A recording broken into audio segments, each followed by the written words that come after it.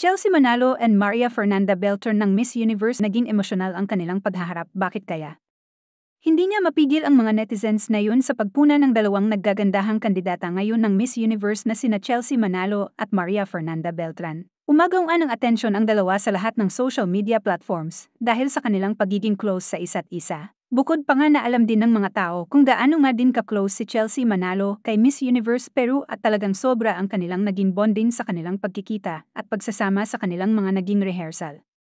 Para sa paparating na preliminary competition, naging usap-usapan niya kasi ang pagiging emosyonal ni Maria Fernanda Beltran sa kanilang pagkikita ni Chelsea Manalo. Sa kanilang pagkikita ay biglaang nagyakapan niya ang dalawa na parang ayaw nang maghiwalay at talagang napansin niya ang kanilang pagiging genuine ng suporta para sa isa't isa. Hindi din may paliwanag ni Chelsea ang kanyang nararamdaman at talagang saad lamang niya ay sobrang naging overwhelmed niya siya sa kanilang pagkikita ni Miss Beltran. Saad pa nga niya ay napakabait ng anito sa kanya at kahit niya din sa iba pang mga kandidata at talagang nakaka-inspire ito.